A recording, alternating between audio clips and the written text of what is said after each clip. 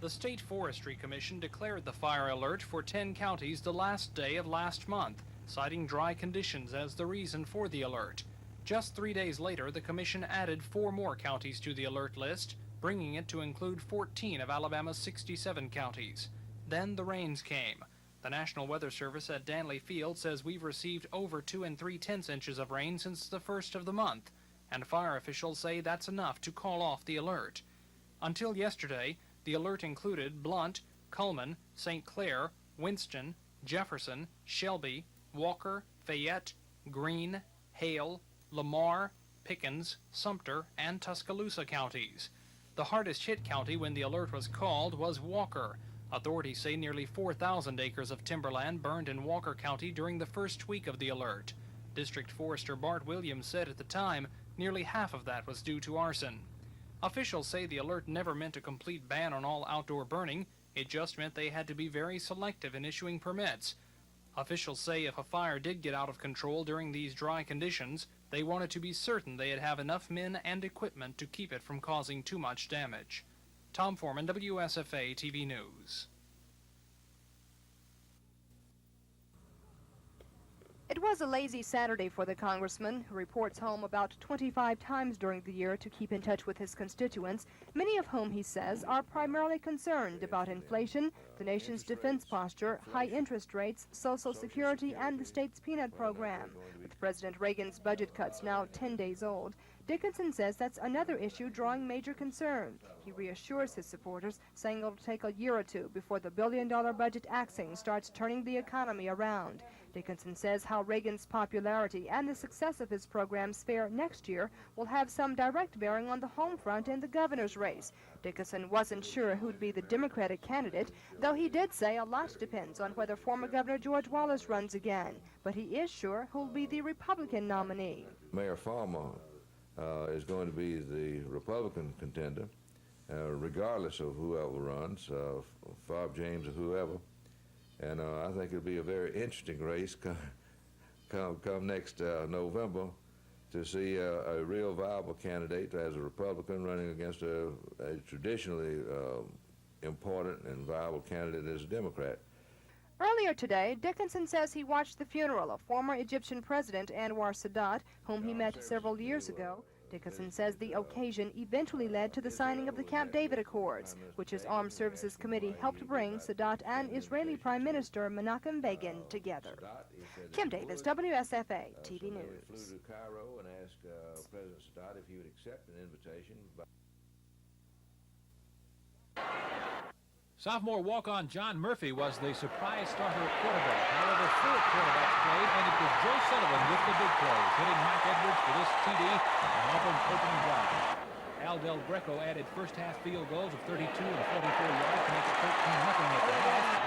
LSU's Alan Wisher brought the Bengals back in the third quarter on this 6-yard run. It was 13-7. But Auburn came back to score on an 11-play drive. Sullivan going the final 3. It was Auburn 19, LSU 7.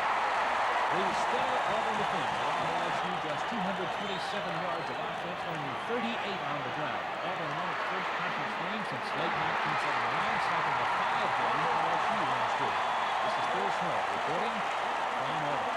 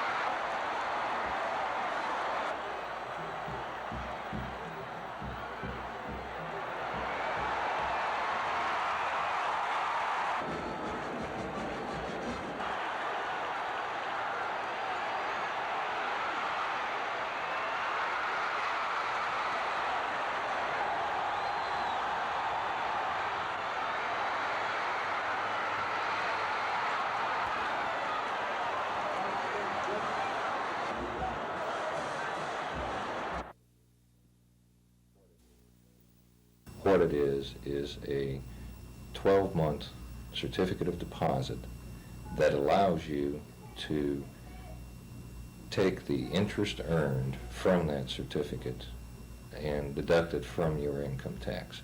You can deduct up to $1,000 if you're filing an individual return, or $2,000 if you're filing a joint return. And it doesn't matter on a joint return whether the certificate is in both names or not.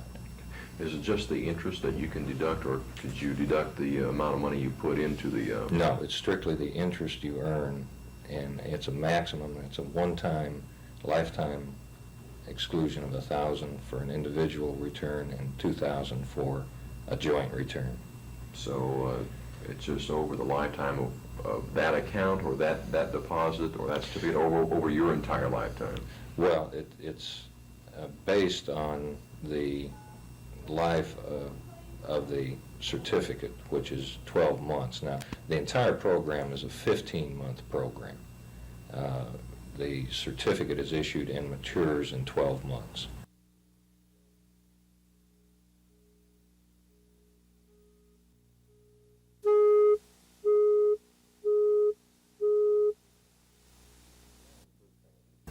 One of the big things you would need to look at would be what your income tax bracket is.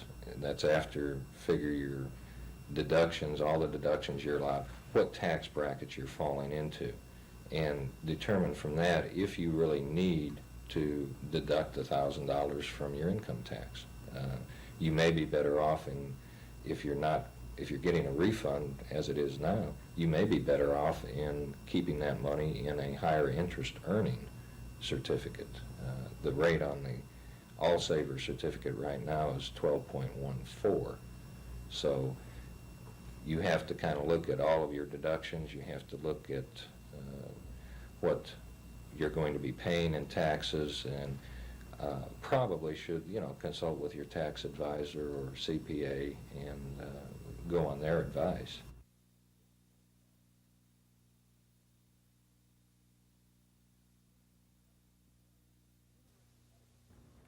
University Medical Center on the eastern edge of Montgomery next to AUM is the city's newest hospital, and staff members like to say the most modern. Today, former Governor George Wallace added words of praise, saying since the hospital opened, the staff has shown a continued dedication in maintaining the highest medical standards.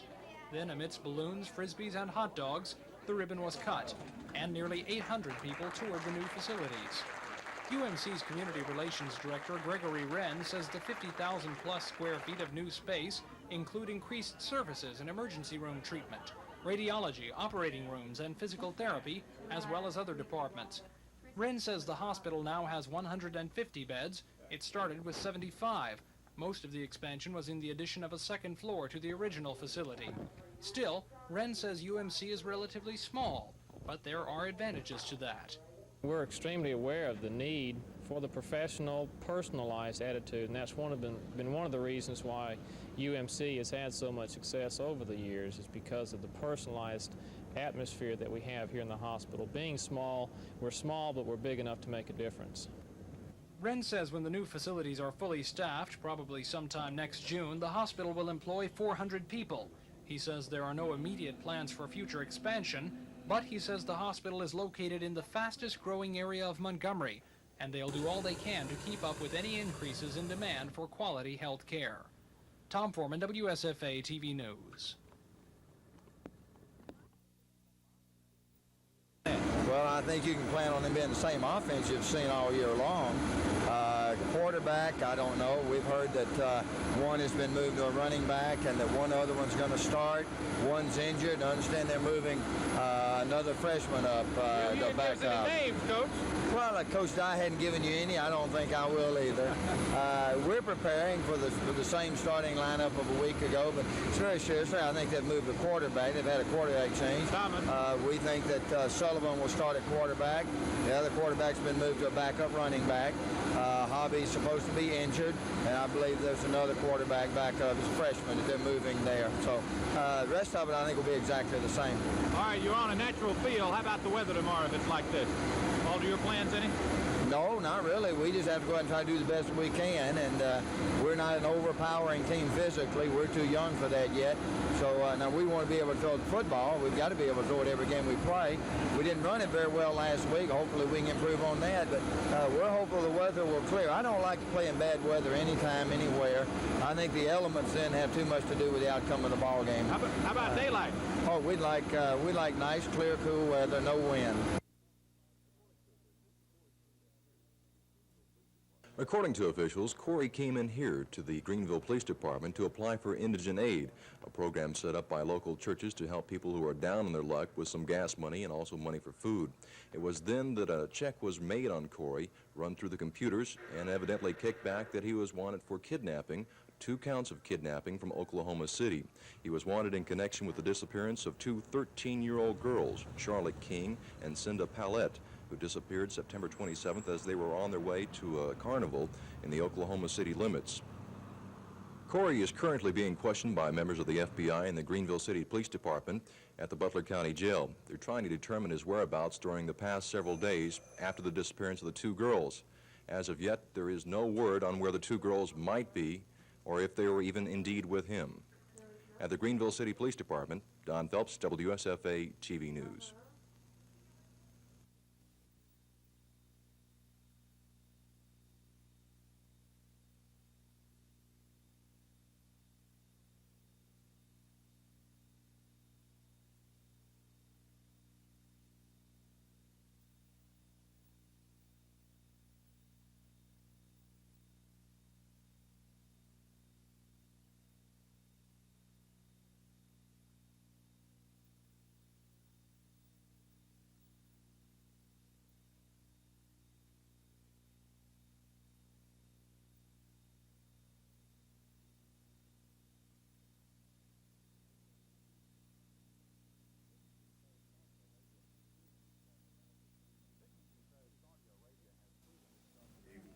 Dickinson says Saudi Arabia has proven itself America's friend on a number of occasions. For instance, each time during the past 2 years that OPEC nations have attempted to raise oil prices.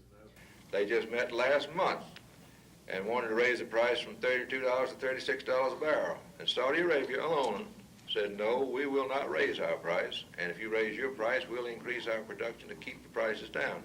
When Iran fell, and that oil was cut off to the United States, which we were very dependent on, Saudi Arabia voluntarily raised their production rate 1 million barrels a day to take up the slack. And Dickinson says Saudi Arabia's oil status is important. That is the most valuable piece of real estate in the world, I guess.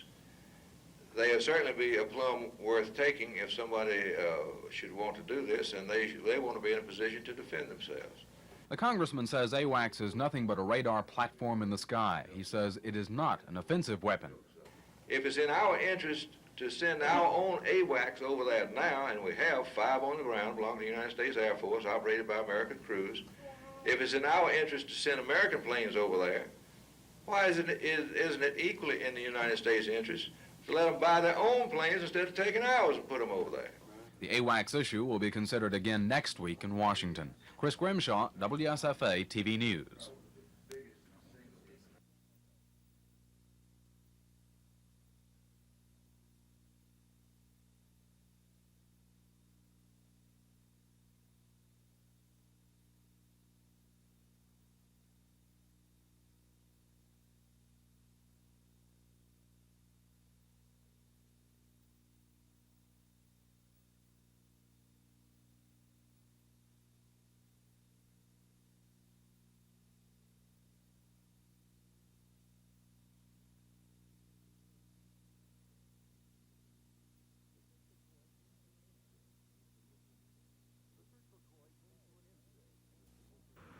The search for Corey came to an end today in the city of Greenville. Police Chief Kenneth Flowers says that Corey walked into the police station about noon. He came into the station requesting assistance. He had been to the First Baptist Church here in Greenville. And as part of our normal routine, we always run a check on them, see if they're wanted. We have a lot of transients coming through with this type deal. And upon running the check, it came back that he was wanted. And of course, we arrested him immediately.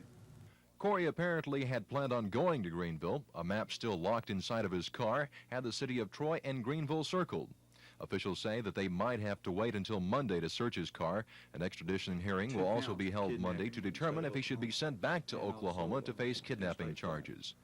The main focus of the police investigation now is a search for Charlotte Kinsey, who is a 5-foot, 100-pound blonde, and Cinda Paulette, who is 5 feet tall, 88 pounds with brown hair. Officials are asking anyone with information about the two girls to call the Greenville City Police Department. Although Chief Flowers has talked with Corley, he has declined to comment on what was said. And Oklahoma City detectives who arrived in Greenville tonight say they cannot question Corley until they get approval from his court-appointed attorney.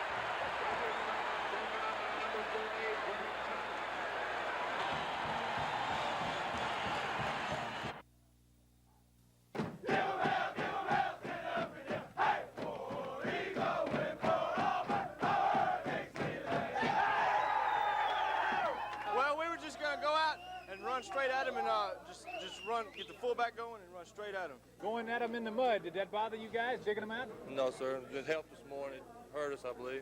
You got a slow start this year, but you fought hard and come back. How does it feel? It feels great, man. It feels great to come back. I feel so happy, man, to play under Coach Dye and his team. It just happened. This big victory today, can you describe it? It's hard to describe. We went out there and played together the way we, should have been playing all year. And, like I said, we were so happy. Blocking on the corner, I saw you put your head down and go after one like that.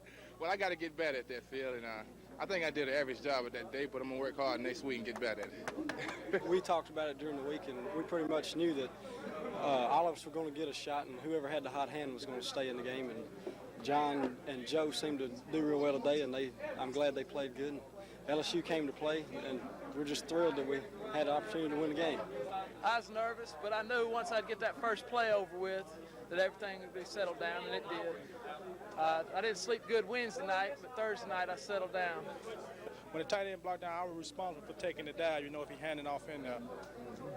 This defense is coming around, isn't it? Yes, it's been about the best one I've seen yet here at Auburn. And you've been here a while? Yes, I have, 5 years. It really feels good to play, good defensively and getting the win column. Yeah, SEC win column. Oh, yeah, it's been a while since we gotten that one. That feels really good. Yeah, we decided we had to give them the short outs on certain coverages, and we finally got them getting out of that. They tried to come across the middle a couple of times and didn't make it. So we did what we set out to do, and we stopped them. You like that specialty team? Oh, yeah, buddy, that's me. Wild man, ready for it. We've had the same effort in all 4 games. It's just we needed to iron out a couple things, like the turnovers and stuff, and we're finally coming around, Everybody's giving 100%, and that's the way it should be. just like you draw up offense, go out and take the ball up and down the field, and defense come back and hold them 3 down the punt. That's how we played today. Second half, we start out kind of slow, but it picked up. I saw you guys leading the singing. Boy, you sing lousy though. Hey, that's just Dennisville. You know how that is.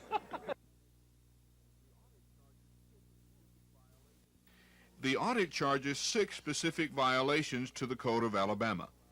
1, it says prospective bidders were not allowed to bid. 2, it charges that bids were not open in public as the law specifies.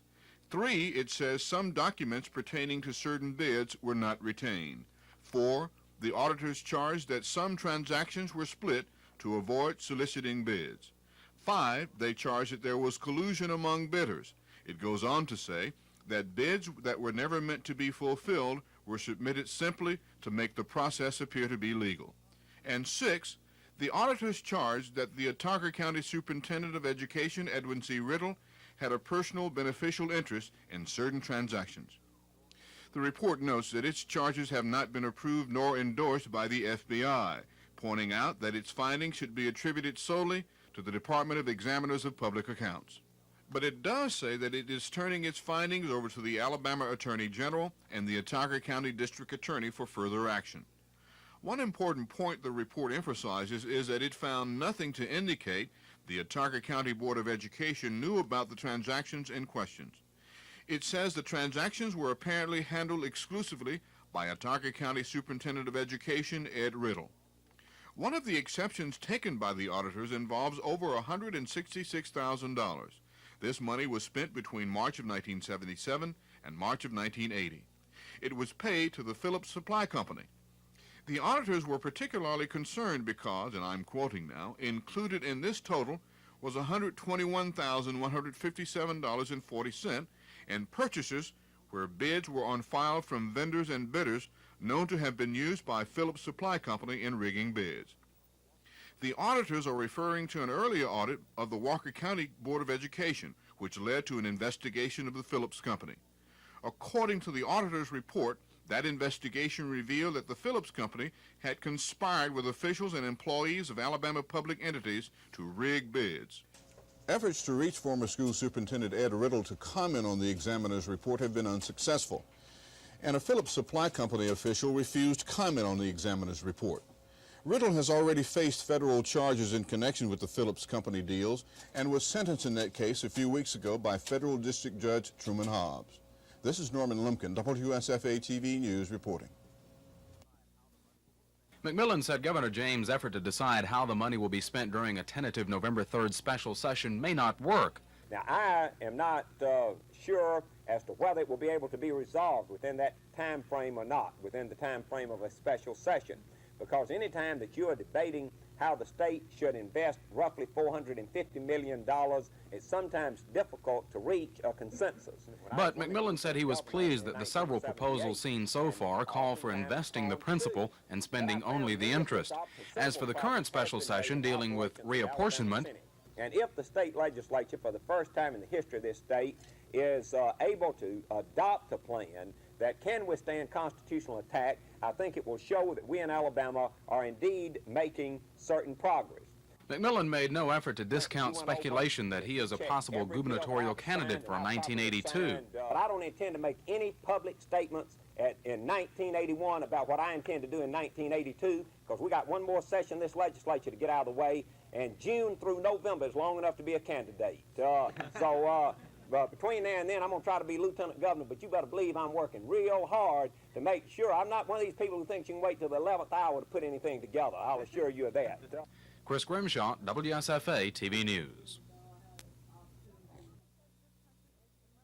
Increases. Dr. Thomas says this country is emerging from a decade of complacency into a decade of major technological revolution. Dr. Thomas says during the complacent era, funding for higher education dropped at a time when college enrollment was increasing, even after institutions and businesses had earlier responded to the beginning of the technological development. Thomas says there's been a drastic decline in support for higher education, and he says this decade also tarnished the reputation of higher education by failing to respond to rapid changes by not providing courses corresponding to those changes. He blames the failure on an apathetic and ignorant attitude in the relationship between higher education and economic development. Thomas says Alabama is particularly guilty and is about to miss the boat in what he called the second industrial revolution. He's optimistic, however, that Alabama will get on board, but only if there's support. We're going to have a major turnaround in the way we view higher education and the way we support higher education, because this is going to be the goose that lays the golden eggs, if we have golden eggs during this next decade. Thomas says Alabama must now take advantage of the fast technological changes facing the state during the next decade. Kim Davis, WSFA TV News. Corey was escorted by Greenville police from the Butler County Jail to Judge Poole's courtroom for the hearing that lasted about 30 minutes. Corey's court-appointed attorney said his client would go back to Oklahoma City voluntarily if police would not talk to Corey about the case during the ride to Oklahoma, that Corey have a hearing as soon as possible before a magistrate, and that a court-appointed attorney would represent Corey at the Oklahoma hearing. Greenville Assistant District Attorney John Andrews agreed to Corey's stipulations, and Oklahoma detectives hope to take Corey back tomorrow. Greenville Police Chief Ken Flowers says his department has developed evidence that Corey has stopped in several Alabama cities before his arrest in Greenville Friday. Flowers says it appears that the missing girls, Cinda Paulette and Charlotte Kinsey, were not with Corey when he arrived in Greenville. Just a couple of hours before Corey's arrest, a gas station operator in McKenzie, Alabama, says Corey traded his ring for some gas, and the girls were not with him. Chief Flowers says checks with other authorities in Troy, Opelika, Winfield, and other places where Corey reportedly stopped have failed to turn up any evidence that the missing girls were with the Carnival Drifter. There's only been one report in the state that links Corey with the girls, and Chief Flowers says it still needs to be investigated. We cannot confirm that. There was some mention of it, but we cannot confirm it now. Do you know where that sighting was at? Somewhere in a rural community close to Alexander City. Oklahoma Detective Ray Lira says it looks like Corey came to Alabama looking for work. Well, he's following the fair circuits and the carnivals, and so far as we can determine, the towns that he has been in Alabama has had a fair. An initial search of Corey's car and luggage late this afternoon failed to turn up any proof the missing girls were with him. Officials will go over Corey's car and items again tomorrow in hopes of coming up with some new clues in the case. Reporting from Greenville, Don Phelps, WSFA TV News. Ahead in our efforts to, number one, We know that they got behind the government. They used the government for a shield. Investigating authority, whether it's local or federal. We have nothing to hide. Only thing that we will not deal with is our deal contracts and other pertinent documents that we deal with foreign governments, which you know have to bring the crew, we have to get the crude from. The United States Code has airplane that is attacking it. But the air base, the closest one, is Dhahran.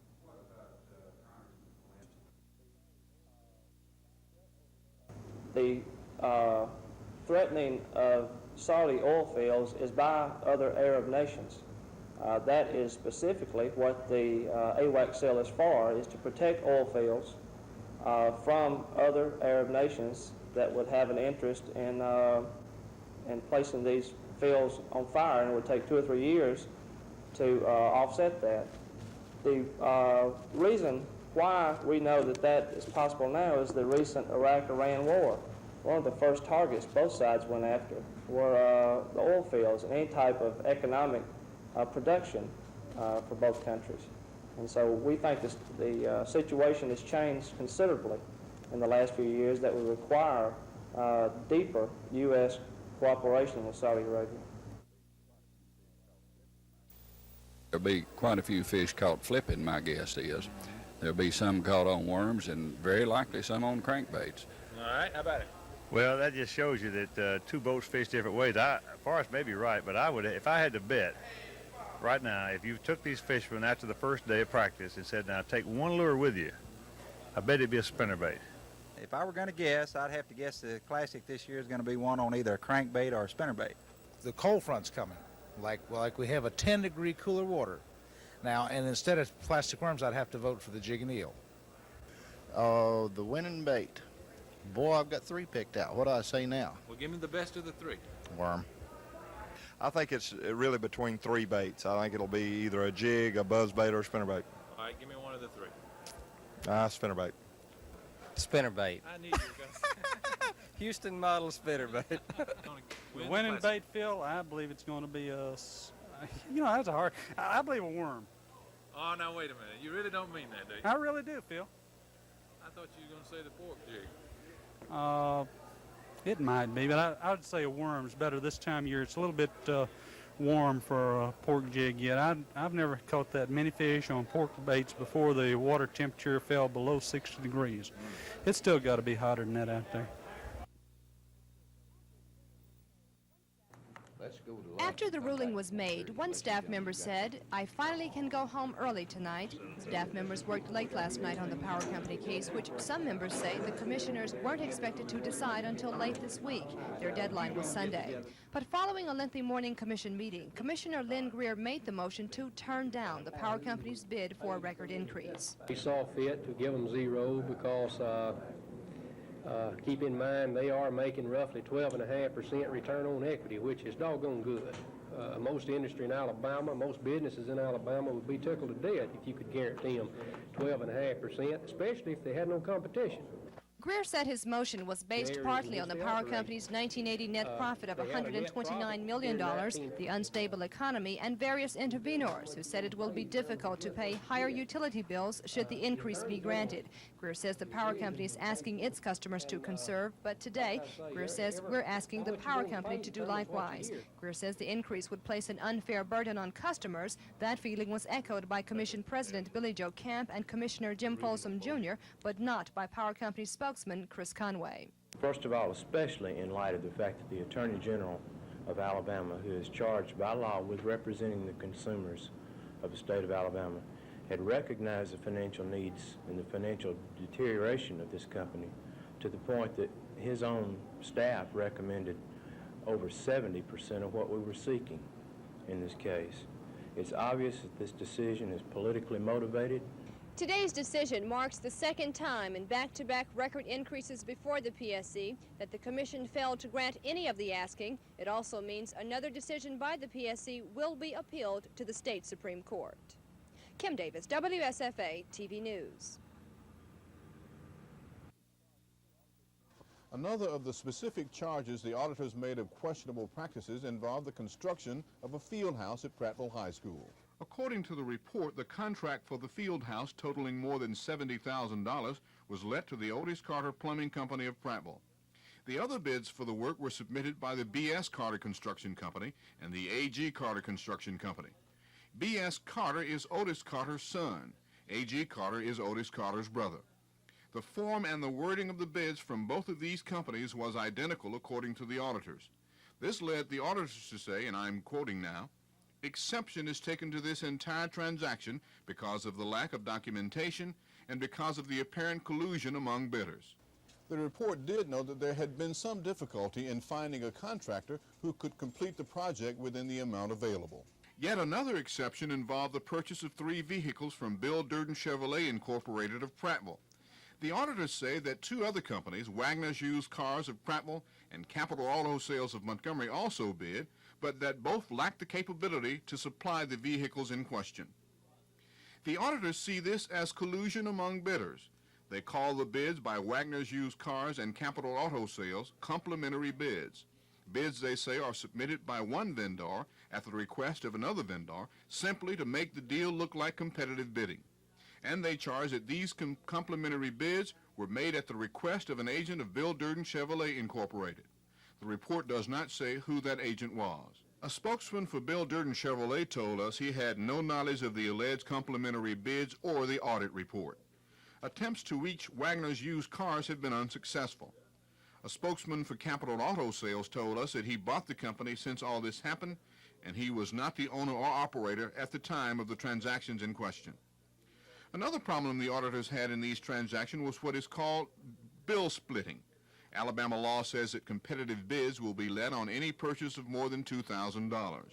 The auditors say that on a vehicle purchase, the bill was split so that the Autauga Board of Education paid $1,500 and the Marbury High School paid $460 on a vehicle purchase. thus avoiding competitive bids. Again, this was a vehicle purchased from Bill Durden Chevrolet of Prattville. The auditors took exception to another transaction between former school superintendent Edwin Riddle and Bill Durden Chevrolet of Prattville. We'll take a look at that in my next report. This is Norman Lumpkin, WSFA TV News reporting. Mayor, I will read the one transfer truck struck a small dump truck just for the few power in the 11 years that you have been. Present this to you as a letter which will be in your permanent personnel file, and a check which is a small token of our. Your selections recognizes the fine record you have applied, compiled in your many years with the department, and particularly the outstanding success. And the desire to do a good job is absolutely above. Your good work is very appreciated not only by me but by your fellow police officers and all the citizens of Montgomery, and I join with them in commending and thanking you. And I mention that because I wanted to thank you for the job that you do with the fair. I say publicly, and my finance director, Sam Austin, down there, we've already talked about it. I think it's high time that our government return to the notion that neighborhood schools are what brings quality education along with a good education structure. Back to the pride in the neighborhood schools, and away with this nonsense and waste of millions and millions and millions of dollars hauling people around to suit somebody's quota idea. And I'm glad to see the President speak out against it and the Attorney General.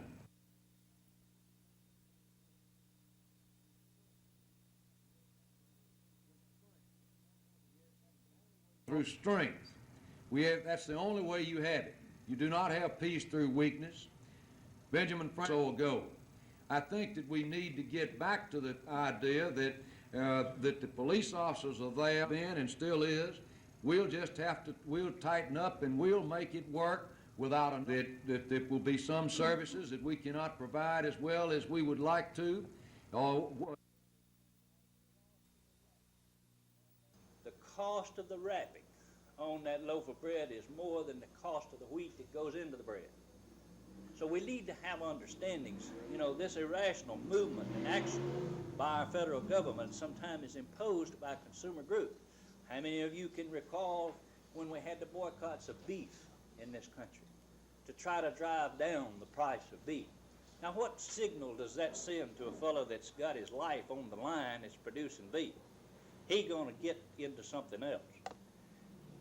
This country was built with a capitalistic system.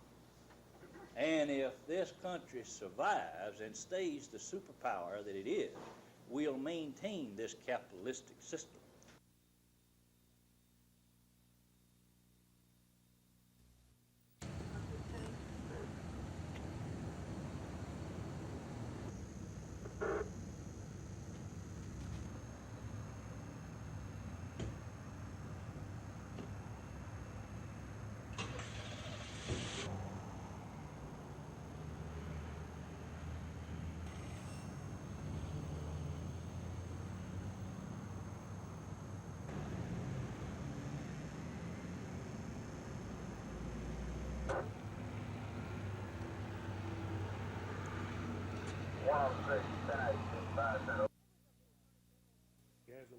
Members of the Attorney General's Consumer Protection Office are going around the state now educating people on the new consumer law and how they can protect themselves from ripoff artists.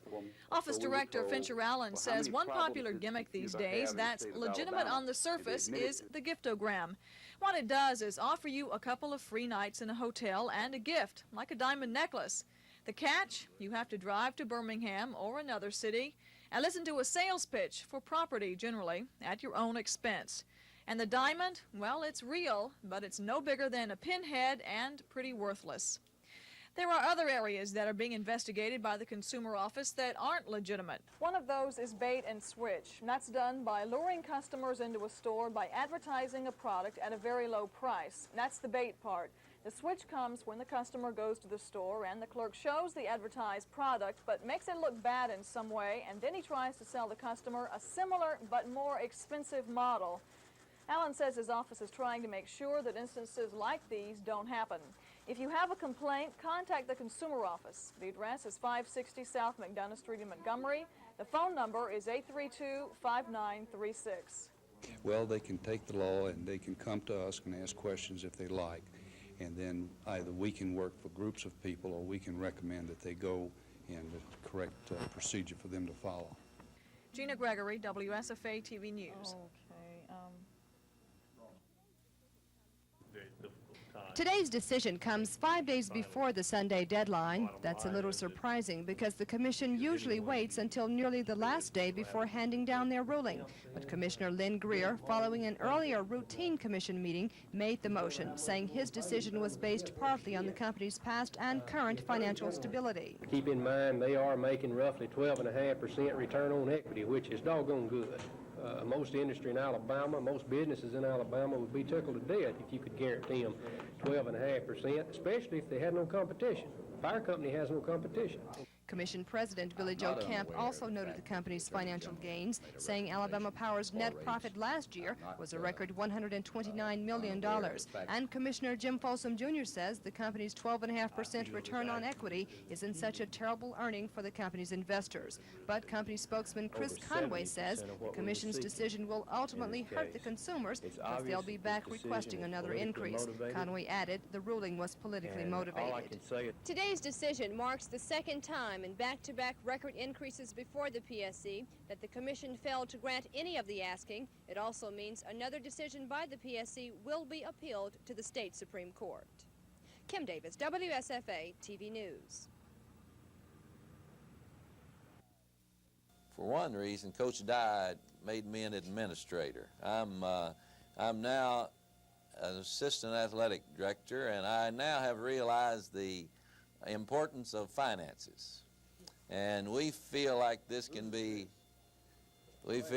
might be a financial boom for our situation and for UAB. We also feel like that it is going to promote basketball in the state on November the 19th for a charity in Birmingham at Boutwell Auditorium. And I think we're going to play our inter-squad scrimmage at 7 o'clock, and Gene will play his at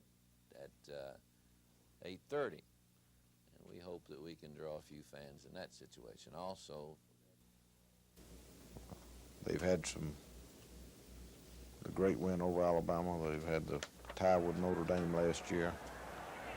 That team and their players and the coaches are very capable of beating anybody they play. And they believe that they can beat anybody they play, and that's what's so important. And it should be an exciting football game in Grant Field Saturday if we are ready to play. If we're not ready to play, then we're going to get beaten. I don't know how exciting that'll be.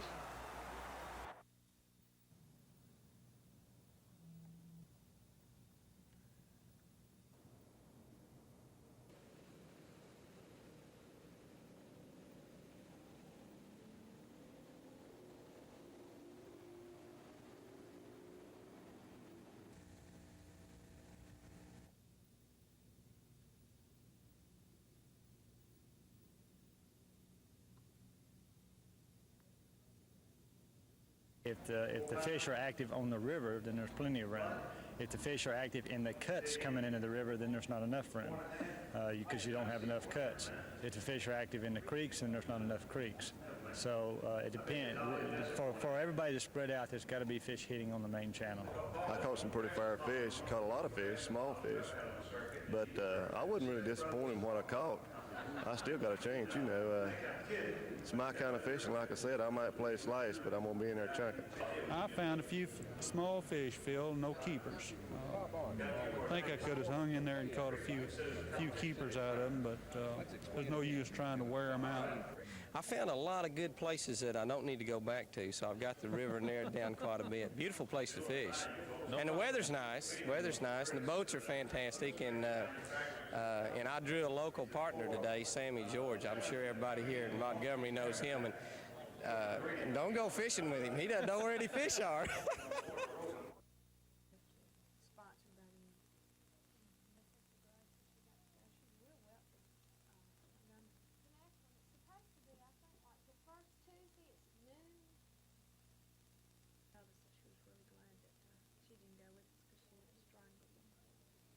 They induce their employees to get other people to come into the company, and they're paid a commission on the basis of the number of individuals that they recruit into the company. A lot of times a pyramid doesn't really have a product to sell or a service to sell. In this instance, they were selling vitamins. But the primary profits made by each individual that was an employee was on his inducement of getting other people to come into the company, and therefore he collected his commission and everybody on up the line got money. So that's why it was determined, you know, that is why it's technically called a pyramid. How would I be contacted, or how would I know about something like this? Well, sometimes it comes through the mails. You may get a brochure in the mail. Yeah, that's true. That's true. I shouldn't be on the road. But it ended up, Keith is working down at Fitzgerald. Oh, no. Board a summary of the suggestions that the various... And then hearing, right, and then implementation. I know that you've given some consideration to the possibility of holding another public hearing. Sincerely, I think just to provide the necessities of life have become a problem. And we're not talking about high-paying, because granting across the board cost of living raise. We believe that fairness and equity would dictate such action on your part. Again, not a salary increase, state workers who are already behind in the race with inflation. Incorporate. The hearing results. No, place to be the basis for the hearing, which would incorporate some of these changes that have already been suggested. And The auditors charged that Autauga County Superintendent Edwin Riddle had a personal interest in some of the transactions they checked. The Alabama competitive bid law forbids this. The report charges that on April 28, 1979, Superintendent Riddle traded a 1970 half-ton pickup truck to Bill Durden Chevrolet Incorporated. On May 1st, the truck was purchased by the school system. In addition, the auditors charge that Riddle entered into an agreement with an unnamed salesman for the Phillips Supply Company and allowed bids to be rigged. The auditors cited a number of state law violations as well, charging that Riddle handled the transactions in question without the knowledge of the Autauga County School Board. These include purchases of bus tires without bids at a higher price than paid when competitive bids were later used, not getting competitive bids for more than $6,000 in duplicating paper, and splitting equipment purchases to avoid having to get competitive bids. Auditors say that Riddle now owes the county more than $15,000. According to the auditor's report, Riddle denied knowing anything about any bid rigging or any loss of money to the county. Since the $15,000 hasn't been repaid, the auditors have turned their findings over to the Attorney General's office and the Autauga County District Attorney's office. This is Norman Lumpkin, WSFA TV News reporting. Okay. Is there anything further? All right, then that'll be taken forward.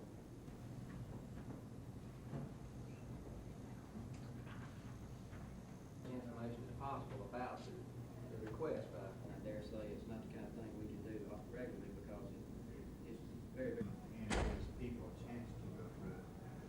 Let me also say, too, that Mr. Foreman about that and see if there are analyzes each of the accounts that Mr. Foreman has requested the commission grant additional. Earlier this year, Montgomery County District Attorney Jimmy Evans began enforcing the statewide law prohibiting bingo, even though the charity associations in the county had used the game of chance as a revenue source for several decades. During the special session of the legislature, the association had failed at its latest attempt to exempt the county from the statewide ban on bingo. Today, the Knights of Columbus, American Legion Post, Fraternal Order of Police, Southern Pride of Elks, Moose Lodge, Alcazar Shrine, and the county charitable organization listed the charities they no longer fund since they can no longer depend on money from bingo, then threatened to force the district attorney to enforce lottery prohibitions at this month's state fair in Montgomery. But as an organization, we just feel that if bingo isn't fair for us, it isn't fair for the fair to have. Nor are some of the other lotteries that are going on at fair-type situations. American Legion past Commander Jim Cobb chastised the local legislative delegation for not passing the county exemption and pointed out that the county earlier voted 2-1 in favor of bingo for Jefferson and Madison counties. Not even our problem. Our people voted for it.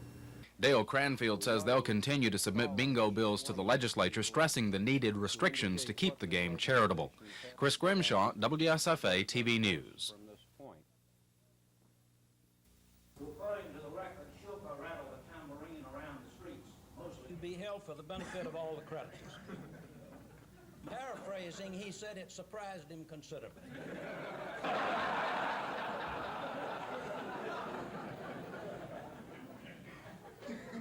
About another subject, which is the law as literature.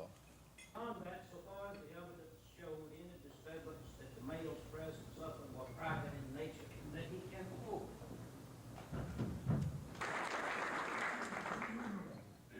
I'll close by telling you that not all the legal literature like this comes from the pen of. School nutrition supervisor Mrs. Bobby Rand says the federal government is trying to phase out financial assistance for school lunchroom programs. Currently, the schools are reimbursed for a portion of the cost of free and reduced lunches, as well as for full-price lunches. This year, the federal government cut full-price reimbursements from 18 to 12.5 cents on each lunch, and from 73 or 63 to 59 cents on each reduced lunch. The only increase was for free lunches. Montgomery is getting 15 additional cents per lunch. Another proposed change is an 8% reduction in the percentage of the students' daily food requirements provided by the lunch program. Personally, I like to give the children 1/3 of their daily food requirements. I feel that in the middle of the day, with all the school activities that they have before their lunch and after their lunch, that they do need 1/3 of the day's nutrition. For some children, yes, this is the only meal that they get. Or they get a very light supper, no breakfast, light supper, and their main meal is the meal that they get at noon. Mrs. Rand says the proposal is to cut everything on the lunch plates except the half pint of milk. She says if approved, the change will go into effect the first of the year. Cassandra Taylor, WSFA TV News.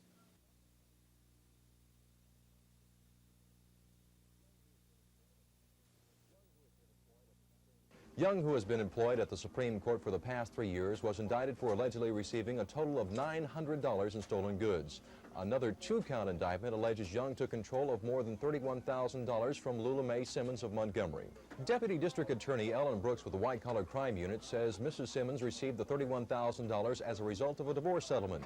Young and Simmons were reportedly longtime friends, and Young allegedly took Miss Simmons' check after she endorsed it and deposited it into his own personal checking account under the pretext that he would take care of the money for her. Mrs. Brooke also alleges that Young wrote several $1,000s worth of checks for his own personal use and without Mrs. Simmons' knowledge. Young is scheduled for arraignment on the charges Monday in front of Judge Perry Hooper. Don Phelps, WSFA TV News.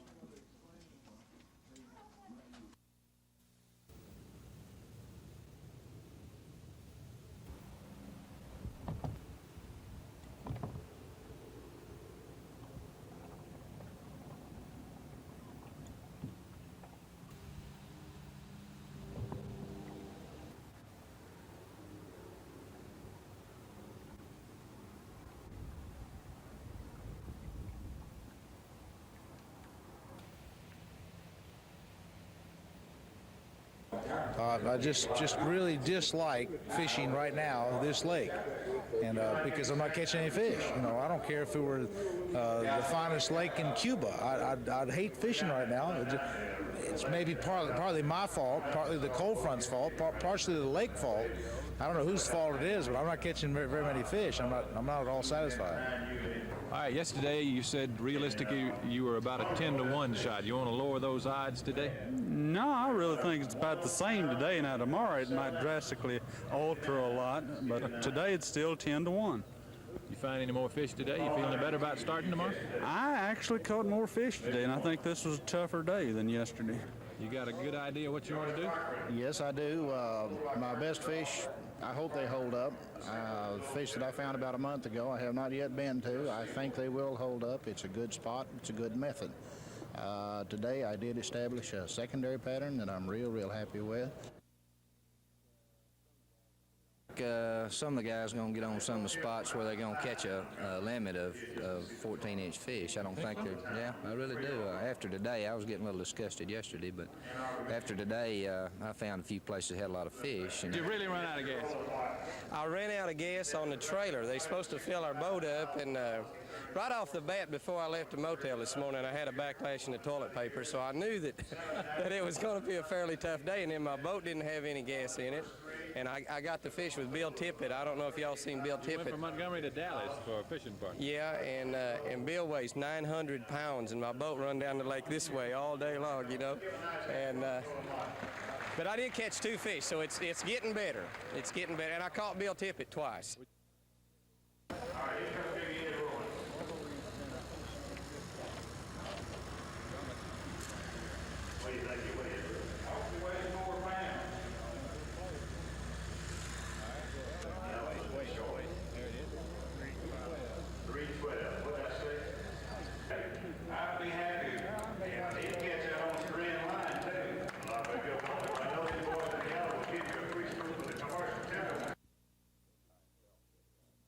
I have felt that every coach has a right to run their basketball program the way they see fit and the way that benefits their program the most. Sonny and Gene are certainly excellent basketball coaches, have fine institutions that they work for and good basketball programs. And if they saw fit to play, then I think it's fine.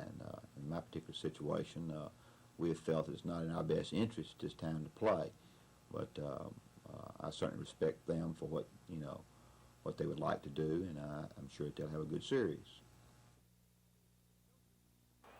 It's no secret that this Alabama football team has been a mystery.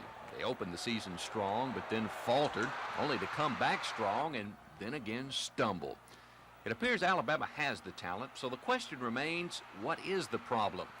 Well, the obvious man to ask that question to is Coach Bear Bryant, and he isn't shying away from an answer either. He says the problem with Alabama is coaching.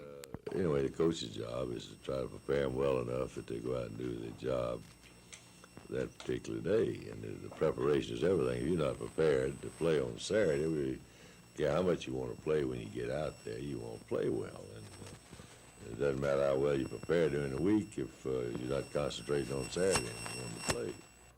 Alabama's opponent in Birmingham Saturday will be Tennessee. Almost every year this game has a bearing on the outcome of the Southeastern Conference race, and this season is no different. Tonight at 10, we'll find out what Tennessee Week means to Alabama. Reporting from Tuscaloosa, Rick Pons, WSFA TV Sports.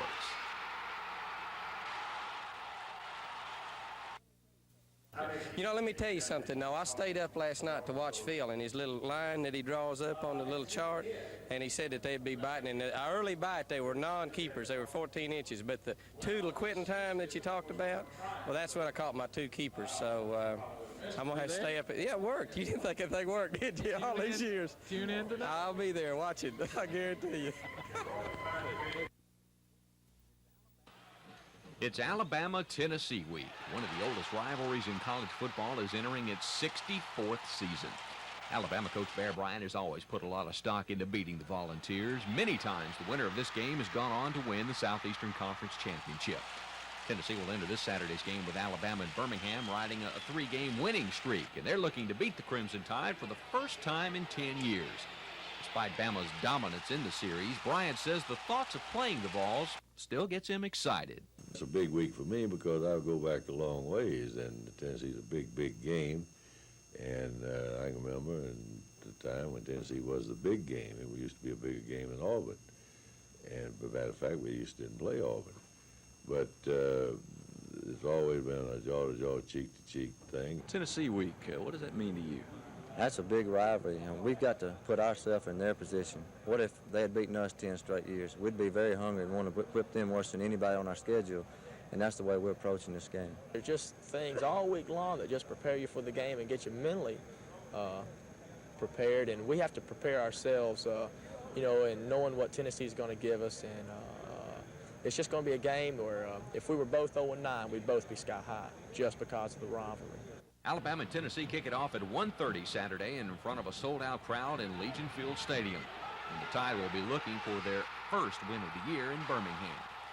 Reporting from Tuscaloosa, Rick Pons, WSFA TV Sports. The enthusiasm for basketball at the University of Alabama hasn't been this high since Leon Douglas arrived on campus for the start of his freshman year in 1972. Second-year coach Wimp Sanderson returns 4 starters off last year's team, which finished 4th in the SEC. And he brings in a group of talented freshmen considered by many as one of the top hauls in the country. Among that group, high school All-Americans Bobby Lee Hurd and Enos Watley. Despite all this enthusiasm, Sanderson still remains cautious. We signed 4, we feel 4 good players.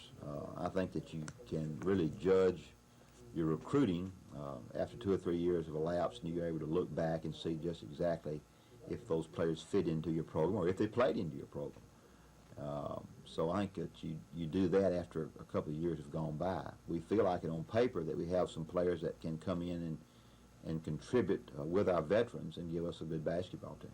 Alabama will play 3 inter-squad games across the state before opening their season on November the 27th in Birmingham against New Hampshire. Reporting from Tuscaloosa, Rick Pons, WSFA TV Sports. And the primary group involved in the bingo squabble is the County Charity Association. Yesterday, the group threatened to help District Attorney Jimmy Evans enforce the bingo ban on the state fair. Earlier this year, Evans' enforcement of the ban stopped the Charity Association from using bingo to raise charity donations. But now, State Fair Executive Vice President and General Manager William Lynn reacted. I'm sure that those people are doing exactly what they think is right and in their best interests. I would like to make it clear that we have no plans for bingo at the fair. We have had bingo through the years, and people have enjoyed it. But when the district attorney